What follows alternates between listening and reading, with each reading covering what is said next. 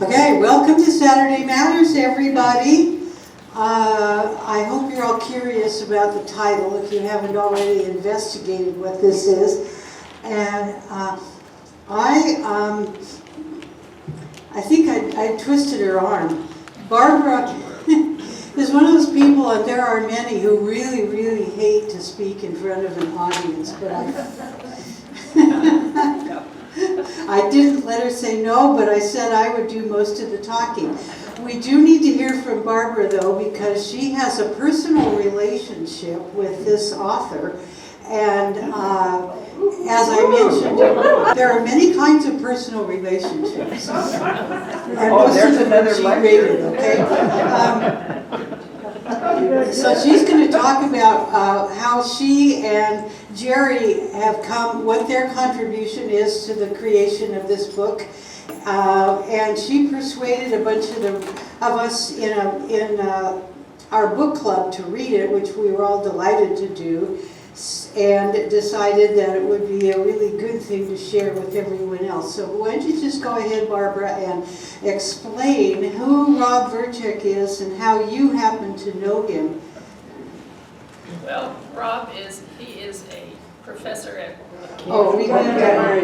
you need to pretend like you're licking an ice cream cone. Yeah. He teaches climate law at the law school at Loyola University in New Orleans. He went to he went to Stanford and then went on from there. He met our son-in-law, now son-in-law, and our daughter's best friend, Heidi Molbach, while they were all at Stanford. And he married Heidi, so now he is Rob Verchik with Heidi for a last name, Molbach for the last name a lot of the time.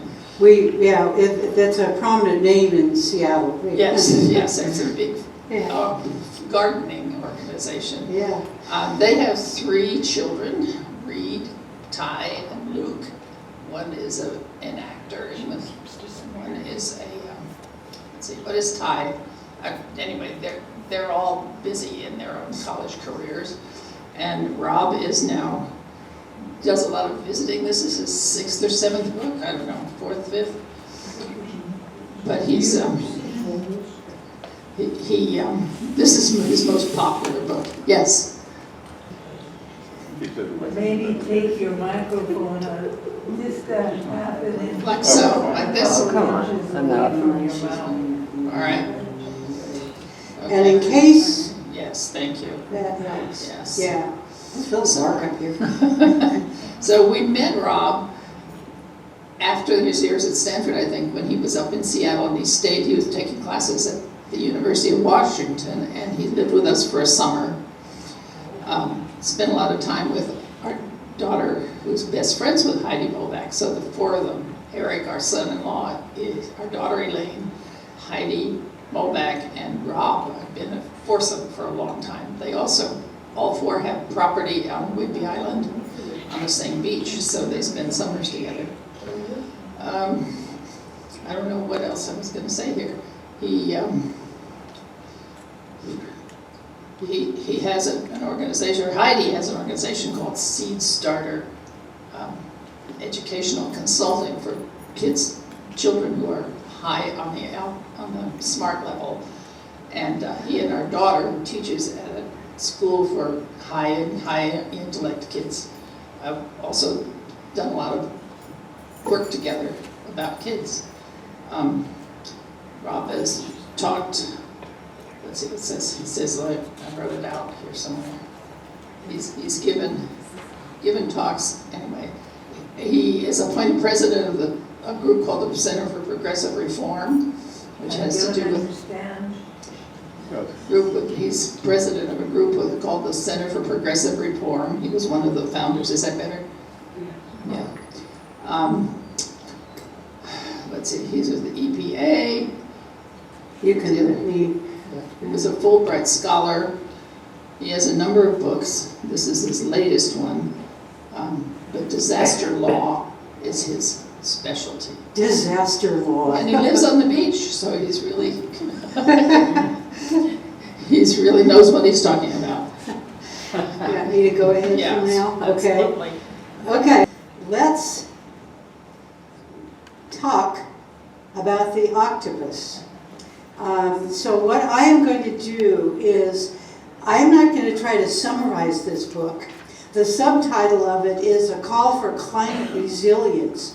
Now, it used to be that some people who were very interested and activists in climate change prevention thought that maybe ideas of resilience would distract from the main program, which is to reduce greenhouse gases. The thinking has shifted now because we're not going to escape, and we know that.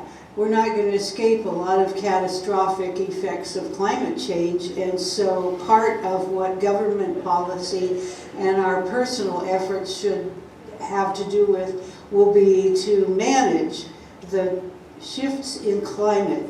So what happened and why is there an octopus in the parking garage? I'll take this light thing and I will read what he has to say about it. I'll take this light thing and I will read the parking garage of the Mirador condominium complex in Miami. It's in a period of a supermoon which brought a really high tide, and some people in the morning discovered not only was there a lot of water in the parking garage, that there was a visitor. One of the residents quickly did what everyone now does, take pictures of it and posted it on Facebook, where it quickly became viral. And here's what Rob Verchik has to say. How the octopus got there is a longer tale of quirky plumbing and climate breakdown. The Mirador 1000 sits near the ocean along with the parking facility and its accompanying drainage pipes. These pipes, which feed runoff into the ocean, were built years ago and were originally suspended above Biscayne Bay. But as sea levels are rising on account of climate change, and this, along with other human impacts on the bay, now leave many drainage pipes submerged and vulnerable to flooding at high tide. So long story short, the octopus found a passageway, looking for food probably, and went through this pipe and ended up in the parking garage. An example of climate change. So that's the first chapter. Let's talk about the octopus. His second chapter, Adapt or Die. I found this fascinating because it's a story of how the human race has continually adapted to climate change. So let me read what he has to say about this. Now a tantalizing detail. During the first 4 million years of human evolution, 6 million to 2 million years ago, hominid brain size increased very slowly, as analysis of brain case volume in fossilized skulls has revealed. During the next million years, when Lucy's species, and Lucy is an early hominid, brain size increased moderately. In the period between 800,000 to 200,000 years, the pre-human brain entered an amazing growth spurt. As it turns out, this growth spurt occurred at a time when Earth's climate was whipsawing between hot and cold more dramatically than it had in any period in the last 6 million years. That is, the record of human evolution shows a correlation between climate chaos and bigger brains. I think we have yet to see evidence that this climate chaos is making our brains any bigger or better, but we can hope. I thought that was a fascinating idea that I had not encountered before. So that's chapter 2, Adapt or Die, where he makes the point that we're going to have to do this, and we've done it before as a species. Okay? And his chapter 3 is Sprawling Brains and Rubber Arms. He was using the octopus as an example of some characteristics that we are going to need to employ in order to adapt to what our changing world is. This is an interesting story. The octopi in the South Pacific region have been observed to be carrying around coconut halves, hauling it around with them, and then when they sense some danger, they put the two halves together and crawl inside. So one of the characteristics that the octopus is surprisingly exhibiting is being able to think ahead and anticipate problems enough. It must be, fairly difficult for them to drag these things along, so it's obviously something that they consider very important. So we're using our attributes, and he's comparing them to some of the octopus attributes in our struggle with our changing climate. So climate resilience is his theme in this book. What is it?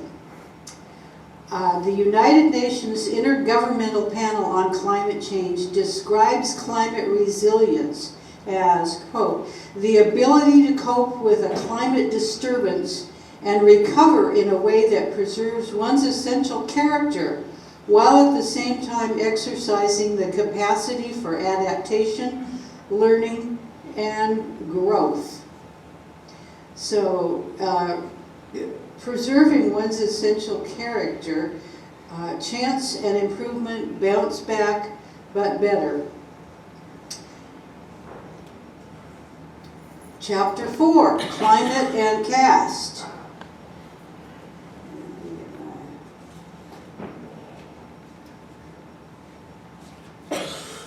We all know, and where is, let's see, and that is on page 50. I'm sorry? Do you want someone to hold the light for you so you can use both hands? Do you want to hold the light for me? Thank you. Thanks for the suggestion. I need to point it right here. Good adaptation. Was that? Oh, that's not what I meant to read. Well, anyway, the caste system. There is a famous book that many of you probably already read Isabel Wilkerson, about caste, and she defines it as any action or institution that seeks to keep someone in their place by elevating or denigrating that person on the basis of their perceived category. We have numerous examples of how people who are disadvantaged by racial discrimination, by poverty, by economic exploitation, and those are exactly the people who are most vulnerable to climate change and least able to cope with it. He has another interesting, and that's on page 56. Here, he's quoting a scientist or a philosopher, and yeah, it's right here. Collaboration, Yes. everybody. That's part of adaptation. Might be better at this stuff. Yeah. We can take all the bad things that happen in this world and throw them into two buckets. The one labeled misfortune and the other injustice. If you imagine an earthquake, it's a dreadful event, and it's caused by external forces of nature, and that is a misfortune. And we must resign ourselves to our suffering. But if there is some ill-intentioned agent, human or supernatural, that brought it about, then it is an injustice, and we may express indignation and outrage. Some earlier passages of this chapter were talking about the 1755 Lisbon earthquake, which generated a lot of controversy about whether this was divine retribution for a sinful city, or whether it was a force of nature, and whether the force of nature could be mitigated by treating people with more equality. Some thinkers began along those lines that early in our history. This doesn't really have anything to do with the book, but it reminded me, this happens to be a playground in Indiana that had to be closed down, and the children evicted because it had become too polluted. This is a characteristic of poverty areas. People who have no other housing choices often are forced to live in lowlands prone to flooding, near industrial areas prone to toxic wastes, and so forth. Chapter 5, Believing is Seeing. This is interesting, the kinds of things that are sort of alarming that we're learning now about how we don't really think so rationally. And of course the great controversy about whether climate change is human caused or something else. And as some of the GOP presidential candidates have been insisting, human prosperity requires fossil fuels, denying that is one of the characteristics of, or the causes. So our attempts to counter that attitude right here on this page, thanks, are sometimes have not been effective. The problem is that most scientists and government leaders put too much faith in what communications experts call the empty bucket theory. The idea as if you shoved enough good information into someone's head, they will eventually believe what you are saying. It's related to the expert panel theory, which says that if you get enough dentists or physicists or epidemiologists to agree on something, all the non-experts will nod yes and take their word for it. You know how that goes. So that's chapter 5, and a lot of other interesting stuff in there too. Chapter 6 is called Moonshot on the Bayou. And it's a personal account. Starts out, listen up, I'm going to tell you a secret. What is probably the largest, most sophisticated ecosystem-based climate change resilience project in the world has been going on for years, and most people outside the region know almost nothing about. No, it's not in Singapore, or the Netherlands, or the futuristic city of Dubai. It's in the towns and swamps of southern Louisiana, the home of Chitimacha settlers, Cajun shrimpers, and Tiana, Disney's frog princess. I don't think that's a picture of her. So this chapter is about his tour through, and there are some very lovely pictures. I chose to show you a picture of this little cutie. Chapter 7, Lights Out. And let me find what I want to read here. This is about our power grid and how it's not as resilient as it needs to be, and what some of the consequences are. This is a very startling picture. It doesn't show any power grid, but this is 2005, late August in New Orleans. Hurricane Katrina, one of the most powerful hurricanes to ever land on American territory. And this one showed to me the awesome power of all of that water. Can you repeat that? What? Rob and his family all had to evacuate their home in New Orleans because of it. Rob and his family all had to leave their home. They were evacuated out to Texas during the hurricane. 100,000 new neighbors. Yeah, so for him it's personal. Yes, we're looking at New Orleans sometime between August 23rd and August 28th, 2005. And there used to be houses there that we don't see. There's a lot of stuff under the water. You can see the tops of a few buildings, but you can also see the force of the surge. That was the thing that dramatically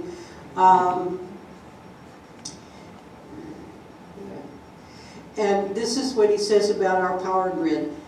It has been called the world's biggest machine, but the U.S. power grid is more accurately understood as an elaborate and tortuous enterprise consisting of about 7,000 power plants, 55,000 substations, and 6 million miles of wire.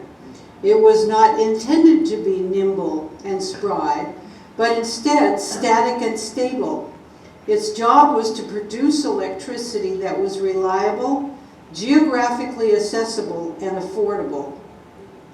These goals, which were always in conflict, have now been complicated by two additional needs: that power be clean and that it be resilient in the face of more modern catastrophic risks, including storms, floods, and drought. Chapter 8. You can kind of guess from the title what that is. And I was captivated by this picture, which is just about what I was seeing through my window on Labor Day 2020. Remember that we had fires and smoke all over the place, and as we now know, wildfire as well as flood. 30 miles north of Seattle, between the Olympic Peninsula and the city's metropolitan corridor, Whidbey Island marks the northern boundary of Washington's Puget Sound. The island's rugged terrain holds hills, forests, and cliffside beaches. It's a wonderful place for sea kayaking, something I do there every summer. A lot of us can call that area to mind. We've seen it, we've been there.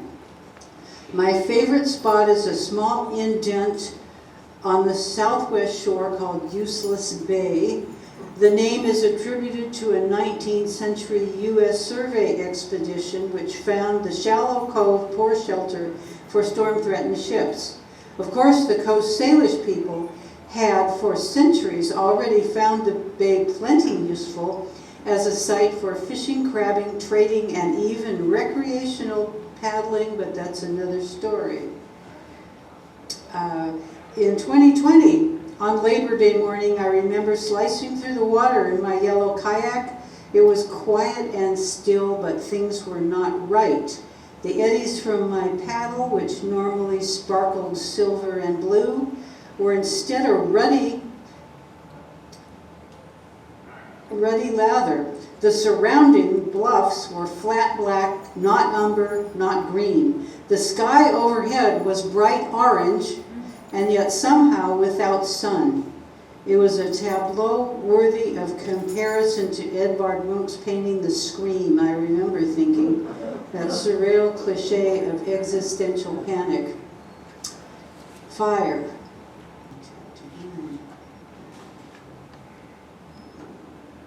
This is a sad picture.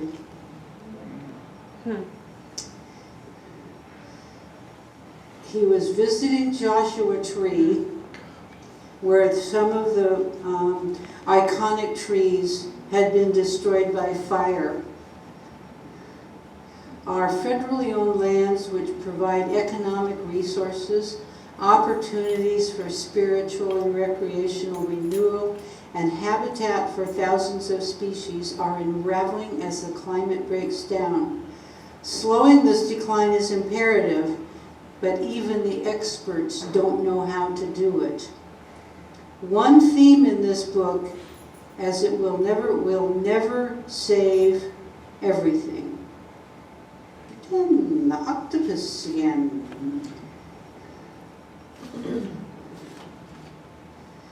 The point here is that, of course, the ocean has an immense effect on our climate, and we know very little about it.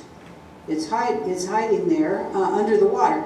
The ocean's role in managing climate and sustaining life is unparalleled. It stores heat, shapes the weather, and it's beautiful, and loads oxygen into the air. Mapping the undersea world of climate resilience would require a separate alcove in Captain Nemo's brocaded library. That is more than I can do in this book, but by casting a light on coral reefs and their vulnerability to climate change, I hope to show how topside and underwater ecosystems are connected and how we might build resilience in both. It is an octopus's garden because that's where the octopi like to live. The long goodbye. This is a picture we've all seen recently. It's Lahaina on Maui. It was not such a long goodbye. It was a very short one. And the point is about places. The truth is, there are hundreds, maybe thousands of communities across America that will flood, burn, or blow away by the end of the century, irrespective of how much carbon dioxide we are able to cut.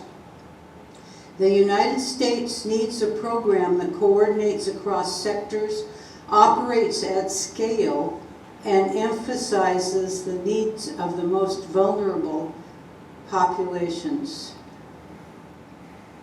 Finally, the last chapter is persist and prevail. We have to hitch up our pants and do stuff. I'm going to read some other excerpts, and then we can take comments and questions. Yeah, in July, outside the Paradise Inn in Washington's Mount Rainier National Park, elevation 5,400 feet, I still need a fleece to keep warm. In the shadow of the park's snow-covered volcano, I stand surrounded by bird chatter and meadows sparkling with wildflowers. Built in 1916, the inn is one of those grand, rustic affairs reminiscent of Yellowstone's famous lodge. The surrounding swales and footpaths feel almost like a sprawling urban park, which makes sense once you realize these grounds were designed by Frederick Law Olmsted, the architect of New York City's Central Park and Boston's Emerald Necklace Gardens, and also Seattle's Volunteer Park. I remember a news article from a few years back about how Mount Rainier's iconic bands of wildflowers were slowly retreating to higher elevations away from Paradise Inn Park. Scientists attribute this to temperatures caused by climate change. There was some debate, as I recall, about whether park staff should manually seed the meadows where lodge visitors gather, or to let the buttercups and salmon berries crawl naturally uphill. I don't know where they ended up on that. And finally, he's talking about a strategy of learn and do. Learn, talk, do. This is what Barbara has embraced. Yes. Learn means to study sources of information on your topic of interest. Talk means communicating about what you have learned and about why you care about what you have learned. And do is the part where you take action. Barbara has chosen her do to spread this book around At least 7 copies in-house. to the maximum number of people, and she has already enjoyed great success with our book club. We can't pretend that reducing greenhouse gas emissions will get us anywhere near what we need to thrive. We need to march toward resilience. The journey will not be easy, and certainly not without pain. But with clear eyes and open hearts, we can persist and just maybe prevail. Yeah. Thank you. That's the introduction to this book that I hope you all are going to grab as soon as you can. Barbara will probably loan you a copy happily. All of mine are out. But they're all out. Oh, okay.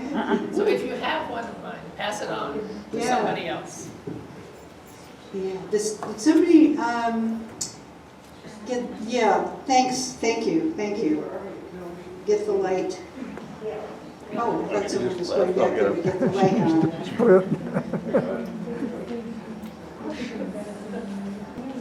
And Al.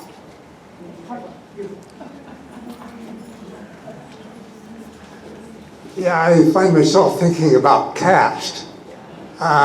You know, in the United States, probably a subset of people will persist pretty well, and a whole bunch of others will be in deep trouble. But if you look at it globally, there are huge populations that are just not prepared to adapt. You know, the climate's going to outrun them, there's no place to go, they're going to run out of food and probably disappear. Not a very happy scenario. Are you all stunned into silence? Eric. Well, this sort of follows up to what Al was saying. First of all, climate change is real, but there are natural causes and there are human causes. Sometimes they work in tandem and sometimes they work in opposite directions. Mm-hmm. When it comes to affecting atmospheric carbon, remember that most of the CO2 is in the oceans. Just as when you drink beer, most of the CO2 was originally in the beer, and the beer eventually degasses. The American public has been hoodwinked into thinking that they can fix this, say, in 10 years, 20 years, whatever. I don't think anybody thinks so. It doesn't mean that we shouldn't try, but anything we do to reduce carbon is offset by what India and China are doing in increasing the burning of fossil fuels. We should try. Yeah. Therefore, resilience, coping with the...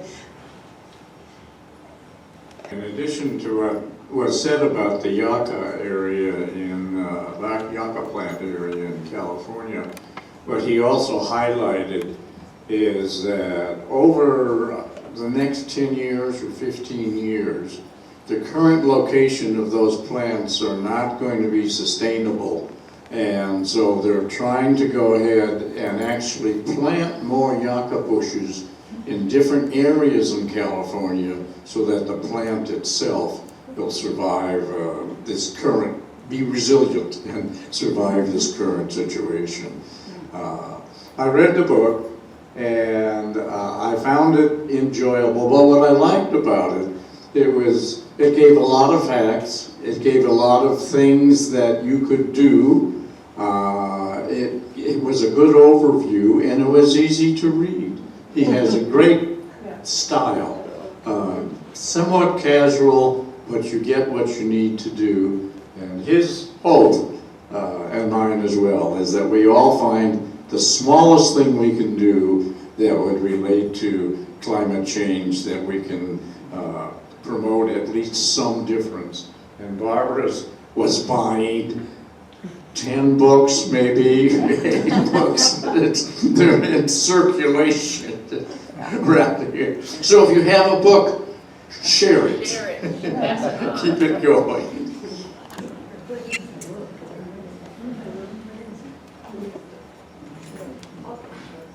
Al has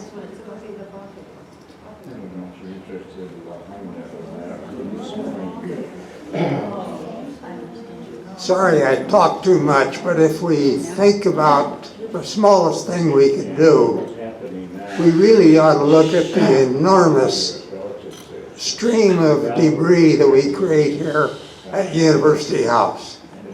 And a lot of the very high energy, high consumption habits we have for our beautiful lifestyle in this little bubble of luxury. You are so Well right. said, well said. Yes, you are so right. We can't point fingers at anybody else until we clean up our own act. I read somewhere, and I didn't like this news, and maybe you won't either, but it's very good to do recycling, et cetera, but if there are two things that an individual could do to reduce the individual impact on climate change and CO2 is to stop flying airplanes and stop eating dairy. Who knew? Ouch! Cows fart, they put methane in there. I love cheese.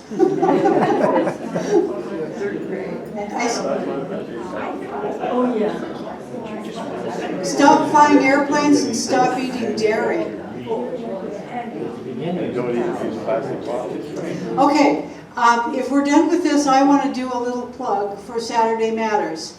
I browbeat Barbara because she wanted to publicize this book, and I said, well, I have a forum to do that. I know that there are people who really hate doing this, getting up in front of people, but I think you've noticed I'm not bashful, and I don't mind collaborating. And then there are people like next week, is he here? Hal Piper is going to do some more about Ukraine and Russia, but he doesn't do PowerPoint, so I'm going to do the PowerPoint for him. So I'm happy to do some collaboration.